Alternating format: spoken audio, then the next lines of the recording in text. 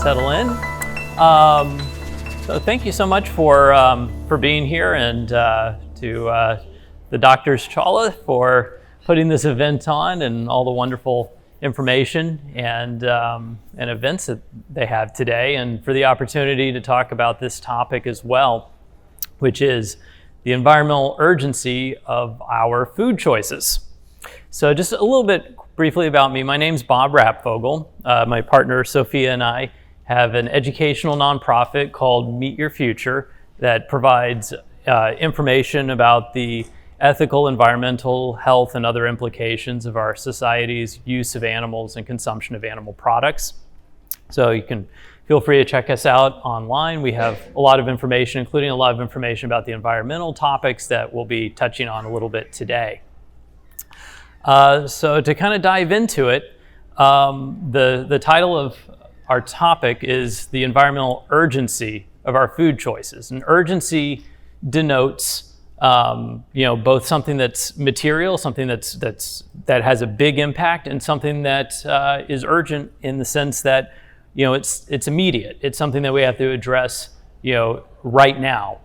And this hasn't always been the case when it comes to agriculture or the impact of our dietary choices, but it is an issue today. Can anyone kind of guess why it's an issue today? What's changed between today and, say, 50 years ago when it wasn't as big of an issue or as urgent of an issue? Population, that's right. We are 7.7 billion humans. 50 years ago, when my parents were in their 20s, the population was about 3.6 billion. So it's more than doubled in just the last 50 years. And in fact, it continues to grow at a staggering pace. We're adding about 230,000 people to the planet each and every day. That's net of deaths. So today there's 230,000 mouths that need to be fed that weren't here yesterday, and that'll be the case again tomorrow. And that adds up, as you can see kind of in our different time scales, to about 83 million a year. And just to put in a little broader historical context, modern humans, we've been around about 200,000 years, it's estimated, and it took us all of that time until the early 1800s to hit the first 1 billion people. And just in the last roughly 200 years, from the early 1800s to today, we have almost multiplied that 8 times to 7.7 billion currently, and as said, continuing to grow. We're adding about 80-something million people to the planet each day. To, again, just kind of put that in context, that's more than the population of the entire UK being added to the planet every single year. The UK is about 64 million people. So we're adding 80-odd million people or so to the planet every year. So if you think about all of the infrastructure that's required, all the housing, every how many classrooms you need, all the things that go into supporting the quality of life that we want to have for each and every person on the planet, that's adding a new UK worth of people that need to be provided with all those things every year. And with our population growth has come an explosion in the production of meat and other animal foods. This is a graph from using data from the UN FAO, the Food and Agriculture Organization, showing from 1961 to 2014 by region, just a steady increase in animal production due to the increased demand of 7.7 billion people, most of whom continue to consume animal foods. And it's expected to continue to increase with a business as usual scenario. The UNEP estimates that chicken meat and dairy consumption are expected to increase by about 20% in the next decade, and pig meat and beef expected to increase by about 14% over the next 10 years. But like I said, as our population has grown, and I do think that's an issue in and of itself, it has led to an increase in demand for all kinds of resources and all kinds of strains on our environment in every aspect of life. But what is it in particular about our dietary choices and animal foods in particular that makes these so particularly problematic and unsustainable? Well, in a nutshell, it really boils down to the fact that animals consume a lot more food than they produce. This is something that's referred to as a feed conversion inefficiency. So if you think about raising animals for food, and currently, just to again put numbers to it, the estimate is we are breeding into existence for food approximately 80 million land animals every year. I'm sorry, 80 billion land animals every year. And we're also using approximately a trillion or more aquatic animals who are killed for food every year. So if you think about the scale of that and how it's scaled up over the course of the last 50 years as our population has increased, it's not just the animals, it's also all of the feed that has to be grown to support that continuous breeding of so many billions of livestock animals that we're continuously using for food year after year, and that uses an enormous amount of land. And it's highly inefficient. So when I say that animals consume a lot more food than they produce, this is a study from the University of Minnesota's Institute on the Environment.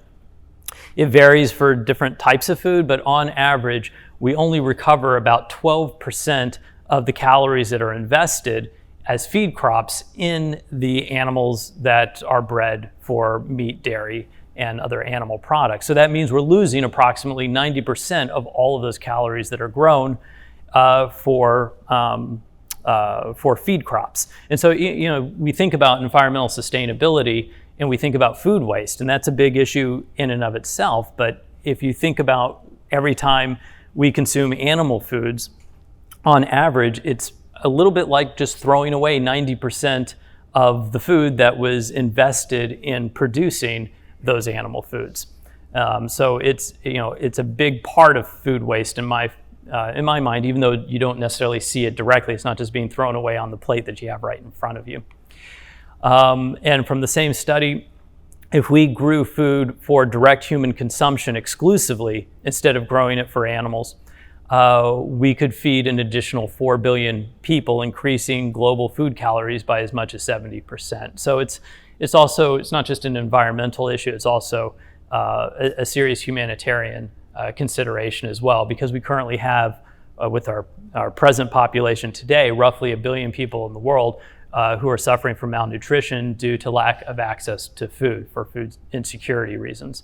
And certainly world hunger is a complex issue. There's geopolitical factors and other things, but an overriding problem is that we're spending an enormous amount of our resources to grow food, not to feed people, but to feed animals. And we're losing all of these calories in the process while also devastating the environment.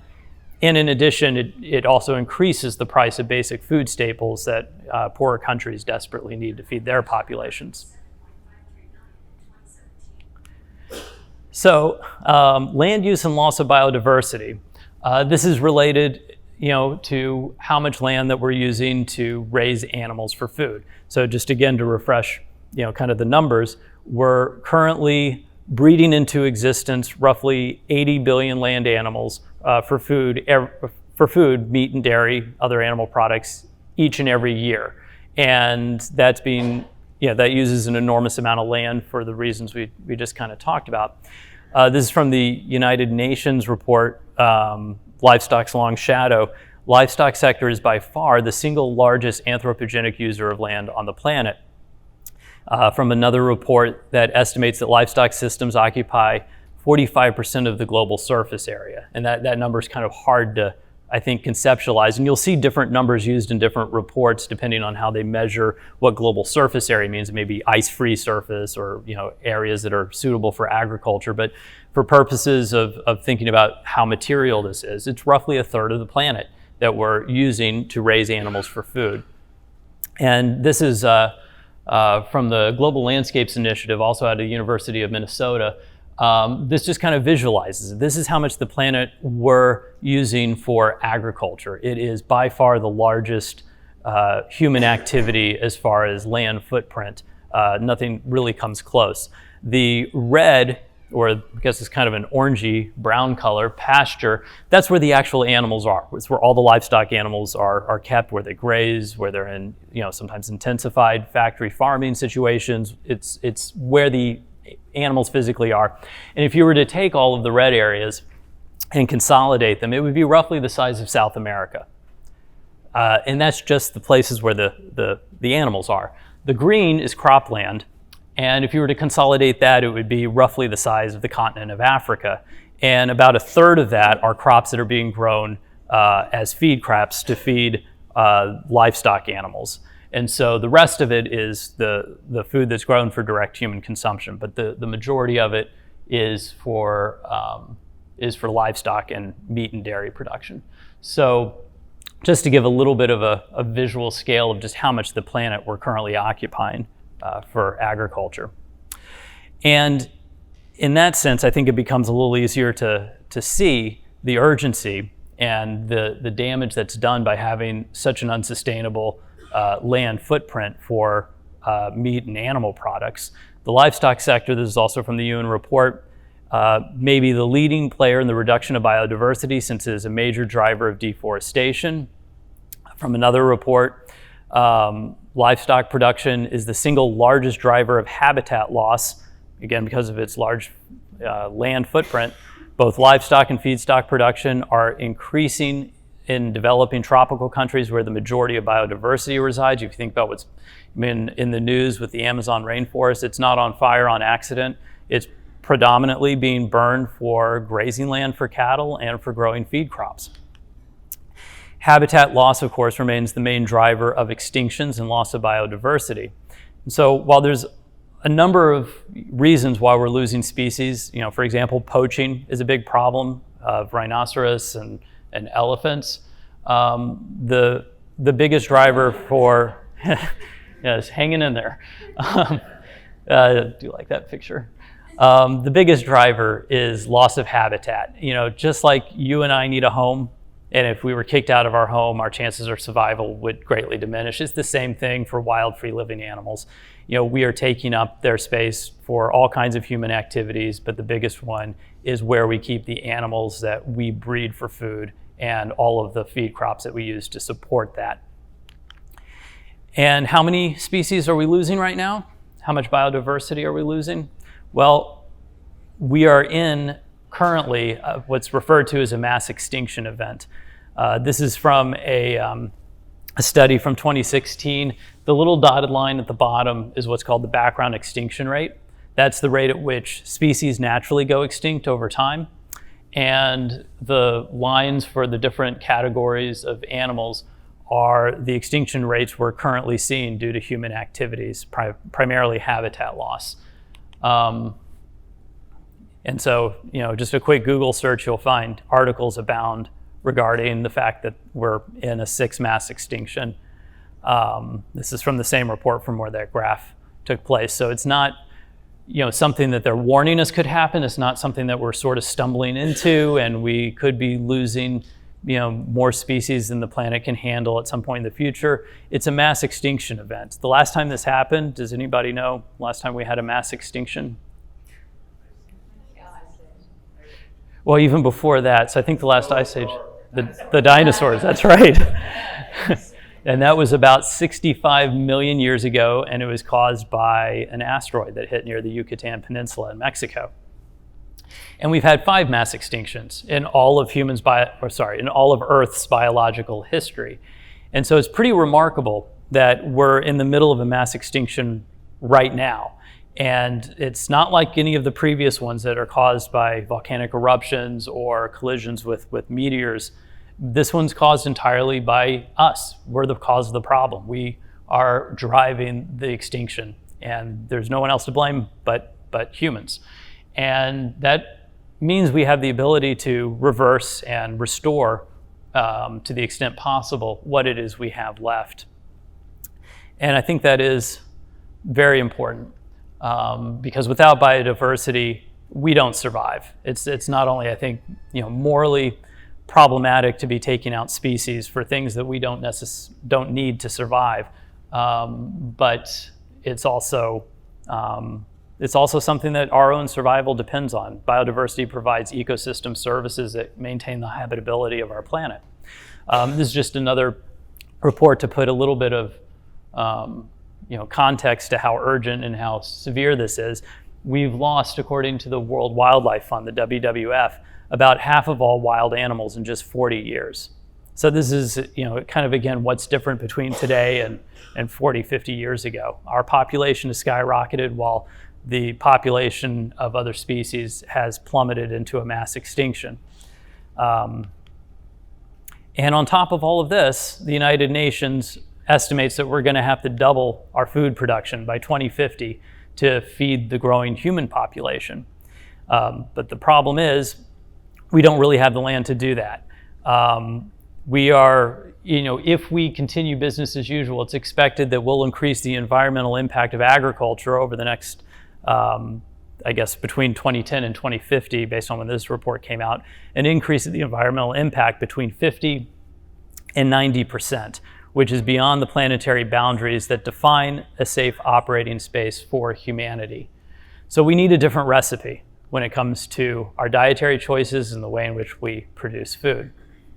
And the good news is it's available to us. This is an article about a study that came out last year in the journal Science from researchers out of Oxford. It was considered the most comprehensive study to date on the environmental impacts of agriculture. And they found, among a number of other, I think, important takeaways, that without meat and dairy, we could still feed the world, and we would be able to reduce total croplands by as much as 75%, or they say more than 75%, which is an area equivalent to the United States, the EU, China, and Australia combined. So, you kind of sometimes hear people think like, oh, if everyone goes on a plant-based diet, where are we going to grow all those plants? And it's like, no, it's the other's true, because that, again, can feed conversion inefficiency. If we were eating plants directly, we'd be able to massively reduce the amount of land that's under cultivation. It'd be just an order of magnitude more efficient and less wasteful. And we'd be able to rewild a lot of land that is currently dedicated to growing feed crops and housing all of the livestock animals we continuously breed into existence by the billions. So there is a way out of the predicament that we're in, and a big and I think requisite piece of it is a global mass shift away from animal foods if we're going to have enough land to feed the growing human population and not push this sixth mass extinction further off a cliff. And this is just a screenshot of the study that came up with that conclusion. It's called Reducing Food's Environmental Impacts Through Producers and Consumers. And talking a lot about land-based agriculture, and I know I'm going to try and cover as much as I can in the time that we have, but I do want to mention a little bit about our aquatic friends. We are overfishing our oceans as well. And scientists with Dalhousie University and others have predicted that if we continue business as usual, we will collapse most, if not all, of the fish species that we currently use for food by mid-century. The Dalhousie report specifically, which is this one, estimated by 2048. And Sophia and I actually met the lead researcher on this study, Boris Worm, in Halifax. And we brought up, of course, this study among other things, and he mentioned that, there's been further studies with updated data that has come to the same conclusion that we're still on track for a collapse of most to all of the fish species that are currently used for food in the world if we, by around mid-century. So that's, I think, kind of compelling in itself. This all kind of relates to just the land, at least when we're talking about land-based animal agriculture, why it's so inefficient from the standpoint of how much land that it takes up and the way in which that's driving us into a sixth mass extinction. But of course, I think this is an area people are typically a little bit more familiar with, but is equally urgent, equally important, which is the way in which animal agriculture is a big driving force in climate change and global warming. So global warming is caused by us releasing greenhouse gases into the atmosphere like carbon dioxide and methane and others that trap heat from the sun and will warm up the average global temperature on the planet. And this has serious implications with regard to weather, ice cap melting, and disruptive floods, more extreme weather, which we've become increasingly subject to in Houston as well as around the world. We're still sort of enjoying pre-industrial climate, but given the amount of CO2 and other greenhouse gases we put into the atmosphere, we've committed to some severe changes that are already locked in. But here too, while certainly our burning of fossil fuels is a big driving piece of climate change that has to be addressed, animal agriculture is also a significant driver of climate change. In fact, this is from UN report that we cited earlier.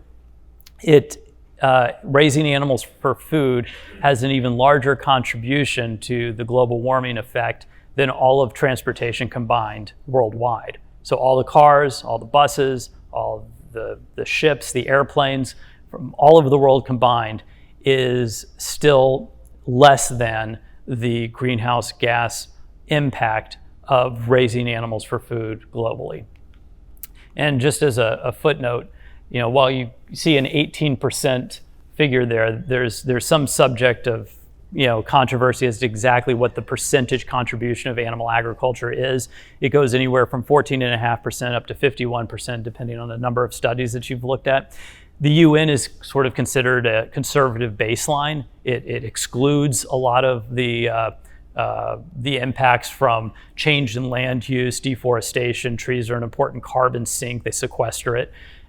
So this is from really an animal agriculture friendly report as sort of a conservative baseline. So I don't know if it's as high as the 51% that's at the high end of the estimates, but I think is probably higher than the 14 to 18% that the UN has reported. But whatever the percentage is, it's too large to not address if we're going to deal with climate change in a timely manner, and time is not on our side. In addition, livestock is responsible for the bulk of methane and nitrous oxide emissions as well. And methane has, depending on how you calculate it, between 25 and 80 times the global warming potential of CO2, and then it breaks down after about 10 years into CO2.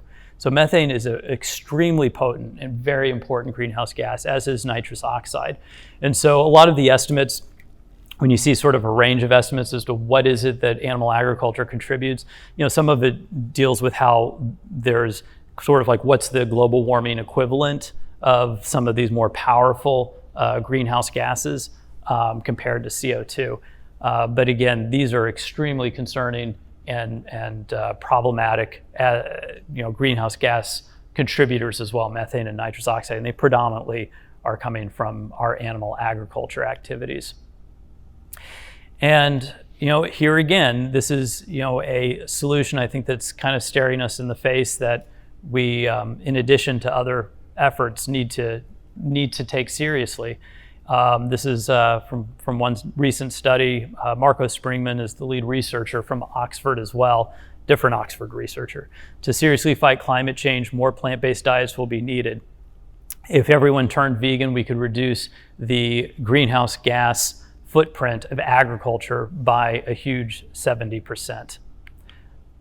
An average 2,000 calorie high meat diet is about 2.5 times the greenhouse gas footprint of a average vegan diet. You even have companies like Beyond Meat, which I know there's an emphasis on kind of healthy whole food eating, which is great. But as it relates to between a cow flesh burger and a Beyond Meat burger, the environmental impact I think is very telling. This is a graphic that we made with sort of a telling quote, but underneath it, a vegan burger generates 90% less greenhouse gas emissions, requires 46% less energy, has more than 99% less impact on water scarcity, and 93% less impact on land use than a quarter pound of US beef. And there's also a lot of emphasis, I think, in our society on eating local. And I don't want to say that that's a great thing. We should, if apples to apples, no pun intended, choose the one that is local if we have access to it. But most of the greenhouse gas footprint of food is based on production, not transportation miles. And so this study from Carnegie Mellon, found that a vegan diet reduces emissions about 7 times more than local eating. Of course, we could be vegan and also try to eat local as well. And again, kind of back to the point about urgency. This is a quote from the International Panel on Climate Change of the UN, the IPCC. They released a press report and study with consensus of scientists around the world that concluded, among other things, if we're going to avoid overshoot in the area of climate change to keep the average global temperature from warming up more than 1.5 degrees Celsius above pre-industrial levels, we need to have serious global CO2 emission decline well before 2030. So we're in October 2019. This is less than 11 years.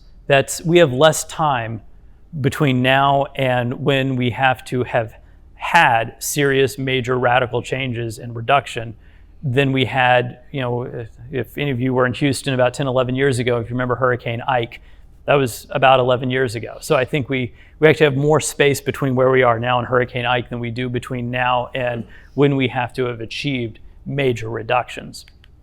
And so before I kind of move on, I don't want to underemphasize the importance of dealing with fossil fuels. And I know we're in Houston and that's a big part of our economy here too. But we desperately need to move away from burning fossil fuels. That is a major, if not the biggest contributor to climate change. But that's going to take time, even under the best of circumstances, even if we had politicians who listen to the science, and we don't. And even if we had the Paris Agreement and everyone agreeing to meet their voluntary commitments under the Paris Agreement, even with that would likely not achieve the 1.5 degrees Celsius threshold that we need to avoid. And so we need to remain diligent in moving politicians and moving public opinion to deal with our energy systems. But it's empowering to know that not only is there something that we can do that doesn't require any new technology to deal with climate change, doesn't require us to do anything other than what we choose to eat at our next meal and thereafter, but it's not only that we can do that, it's that we need to do that in conjunction with these other efforts. It's requisite. I just don't see how we take out something how we continue to live with something that's contributing as much as transportation or more, even if we went to a completely green energy system tomorrow and still avoid, not only the 6 mass extinction, but pushing ourselves into the realm of above 1.5 degrees Celsius warming this century. So I'm going to check myself on time. Just going to touch on a few other issues: animal agriculture and water security.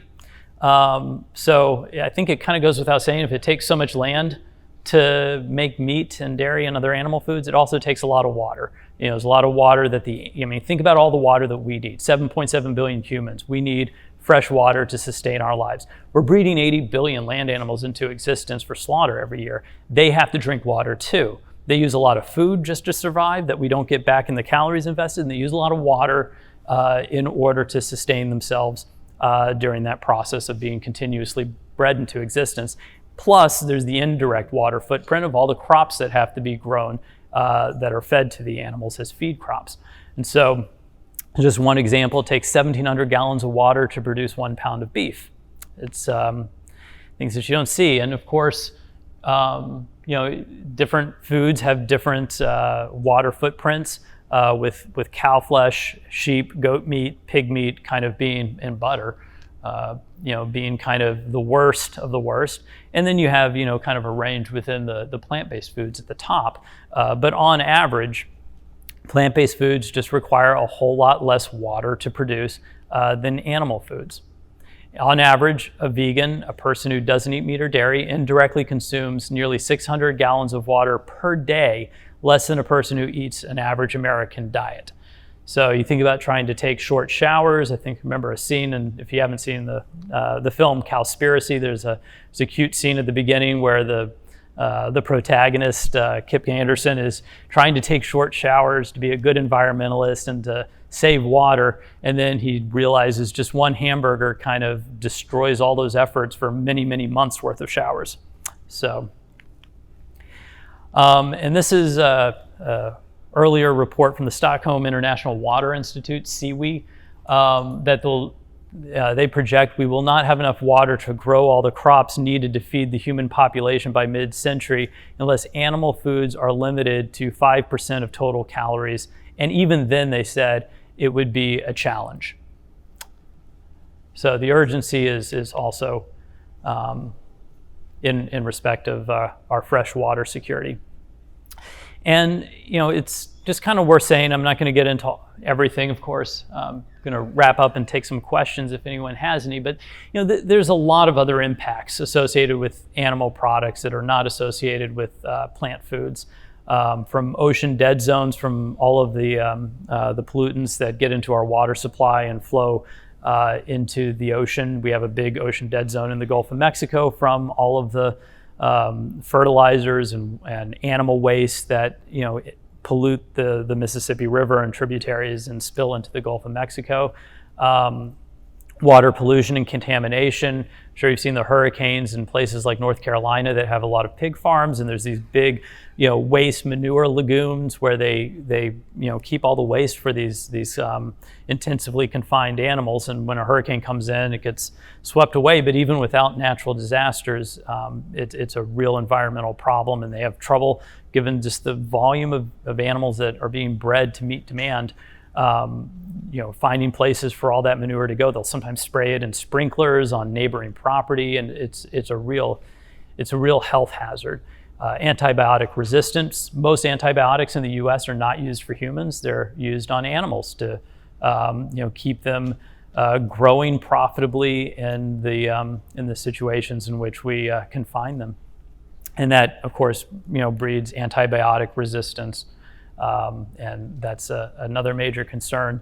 Soil degradation, foodborne pathogens. Ocean acidification is tied to climate change. About a third of the carbon dioxide we emit into the atmosphere gets absorbed in the ocean, where it turns into an acid, and that has resulted in further acidification of the ocean, which is a big threat to ocean life in addition to everything else we're doing to the ocean.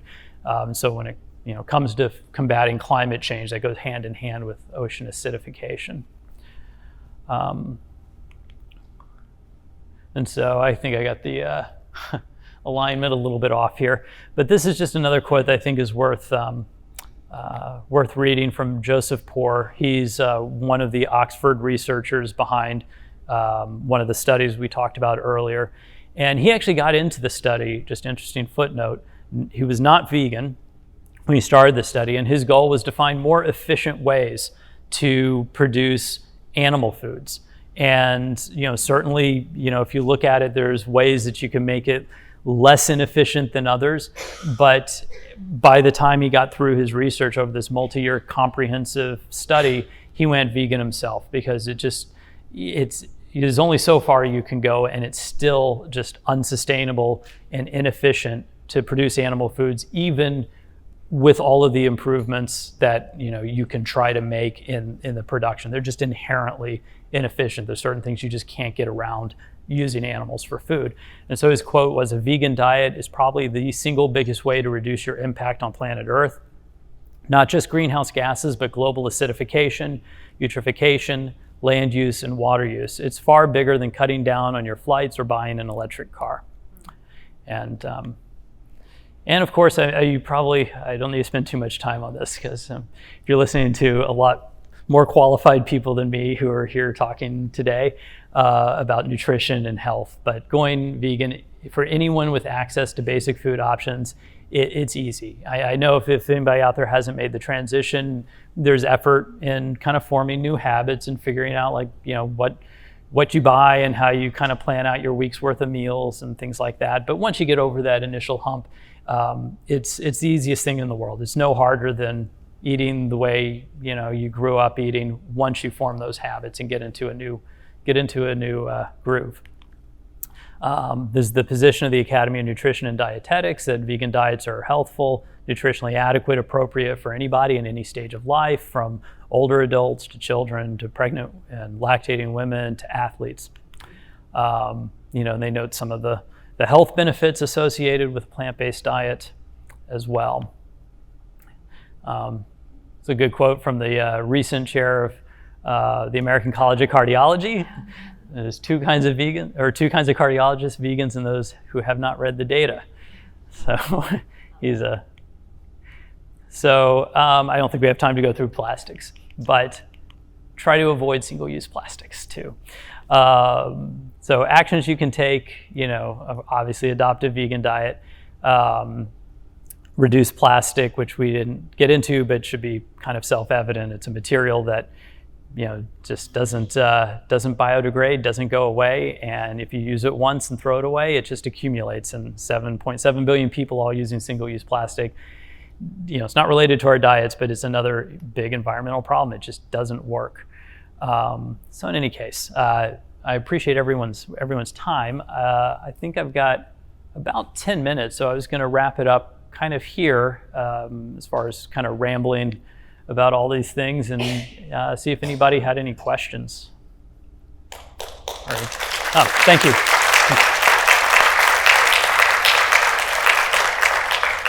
Appreciate it. Yes? I have a question regarding the dead zone. Yes. In Mississippi and how it affects us here in Houston. I saw that it grew substantially. I think that it exceeded what it was supposed to grow in 2018. Mm-hmm. And they predict that it's going to exceed and continue to go down to the coast of Texas.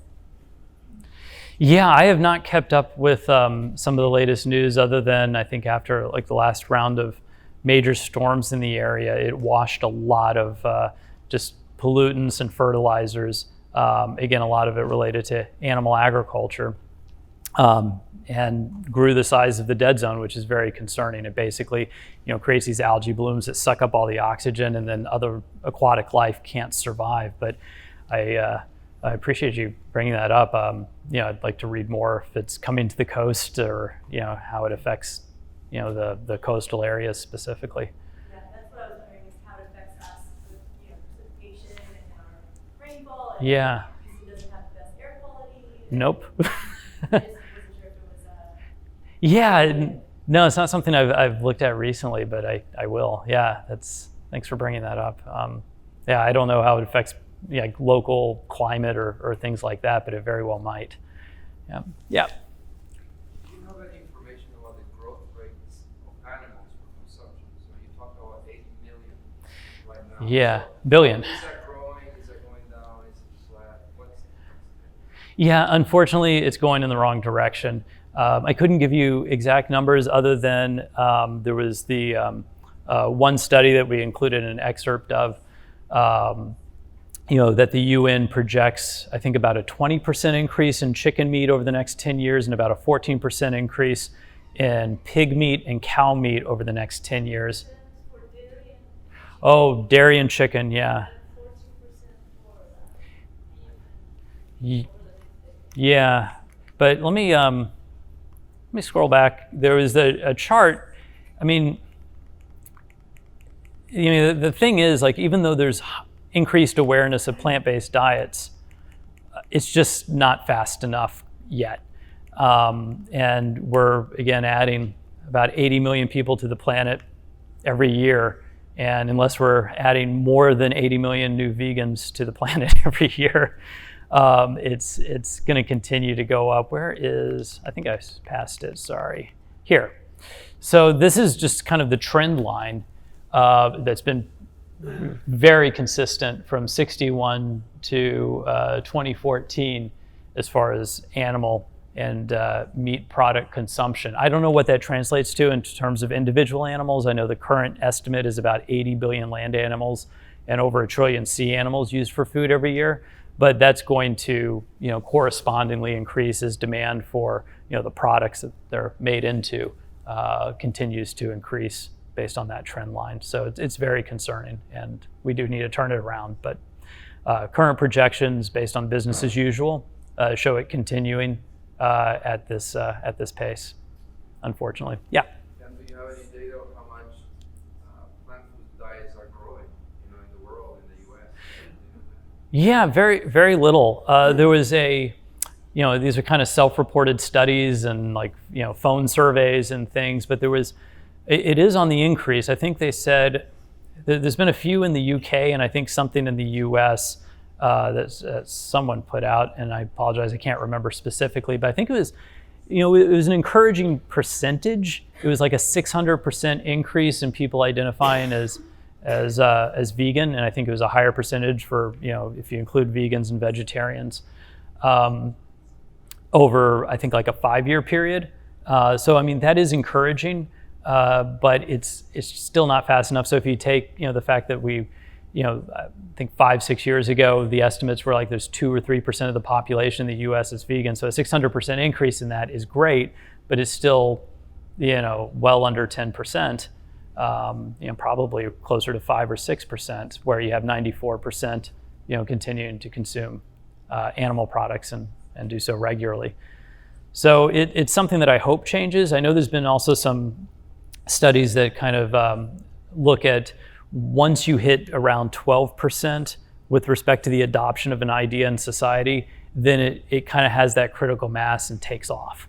And so even though the percentages are still small, I think awareness is still growing, and I think we all should do whatever we can to encourage other people to look at these issues and to raise awareness, because that's what's led to the increase recently, and we kind of, as urgently as possible, I think need to get the rest of the way there to where there's some sort of a tipping point. And I've heard 12% is kind of a magic number as far as societal tipping points. Yep. So are there some strategies that people are using besides trying to, one-on-one get people to go vegan? Mm-hmm. It seems like we've got a powerful lobby in the meat area. You can see that in the nutrition literature. They're handing out milk at schools. Yeah. And it's just, there's a big agricultural lobby, and it just, there's a lot of farmers that are, that don't want to go into reforestation. Yeah. So there's a big pushback, and it just seems like we've got a really tough nut to crack. I think that's right, but I think we got to crack it, and I think we can. I think it's it's twofold. I think right now the biggest impact is sort of grassroots. It may not seem like we can do too much, but for every person that gets one other person to kind of understand these issues and make changes, and then it sort of spreads, and that can spread very quickly. And I think that's primarily how it's been spreading. And you can be creative in different ways of trying to amplify, the information and the message. But I wouldn't undervalue kind of the one-on-one interactions. But once we have, enough of a base, hopefully the other important efforts, which I think are more systemic and we should be working on as well. But I'm thinking it's more likely to have traction on that once you have a good percentage of the population understanding these issues as a foundation. But as far as animal agriculture subsidies and sort of entrenched economic interests and having kind of the meat lobby with their hands on USDA dietary recommendations and all the other stuff that just kind of works against these efforts. I mean, those have to be addressed systemically as well as what we can do as individuals. So I think it's two-pronged, and I wish I had better ideas other than to keep on, but I think it's getting there. I think we are seeing sort of hopefully a tipping point as more and more people become aware. Yeah. I'm not sure if your slide on the ocean, death of the oceans, fish. Yeah. But should that include, besides the pollution and other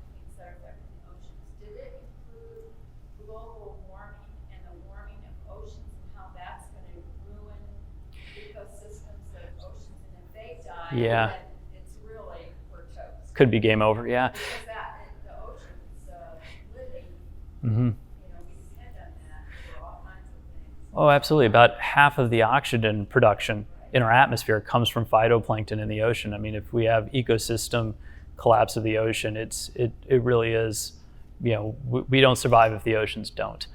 And that's a very good point. But to answer your question, I do not believe that report looked at all of these other contributing factors. I think it was meant to be sort of a narrow analysis of, if we keep pulling fish out of the ocean for consumption at the rate we are, when are we going to collapse? And so you could say it's a conservative / optimistic, as messed up as that sounds, to say we're going to run out of fish in 2048, and that's like the conservative best case, because we are increasing the acidity of the ocean. We're dumping heavy metals and other industrial pollutants and mercury into the ocean, and that is decimating ocean life, while at the same, and we're dumping plastic into the ocean too, while at the same time pulling maybe up to 1 trillion fish out of the ocean for human consumption. Yeah. Yeah, no, absolutely. It's the warming, the acidification, the pollution on top of the overfishing. So it's really couldn't be more urgent, I think. Yeah, thank you. Yeah. A question: are there any studies that have been done showing that if these animal farmers and fisheries replace their land with plant-based Mm-hmm. income, are there any studies about that showing? Because you're going to have the meat people, right? The chicken growers and the beef and the fisheries saying, well, can't be rich anymore. So Yeah. are there economic studies showing that if you go plant-based farming and all that stuff, you can still? I think there's been some things that have looked at that from sort of an economic transition perspective, but I'm not familiar enough to cite in here to know which ones. I mean, I think that is going to be a challenge, because if we're more efficient, I mean, it's just, by definition, you're going to have folks that are going to need a transition to do different things for their livelihoods. And so I think there needs to be, in conjunction with these changes, economic policy that helps make that transition smoother and incentivizes the right things for folks, so they're not feeling like they're leaving everything on the table if they don't have another option for their livelihoods. So, but to answer your question, I'm not familiar with any specific studies on that, but I'm guessing there may be some out there. Yeah. Yep. Do you know if there's any, or if there's been any legal action against the meat or dairy industry? Just, like if you rewind back to when tobacco was not a type 1 carcinogenic and they were promoting it, and then since it's gone and the Surgeon General came out with a warning, they've had multiple lawsuits filed against them, and I'm wondering if we're ever going to see that starting in the meat industry as just like some type of, general endangerment of humans. I think that's a great question, and as a lawyer by training, I should have a more detailed answer about what the state of affairs could be with that. But I'm not aware of any. That doesn't mean there haven't been any that I'm just not aware of. But there are some real analogies with regard to the marketing efforts taken by meat and processed foods as well, that are very analogous to what tobacco companies were doing.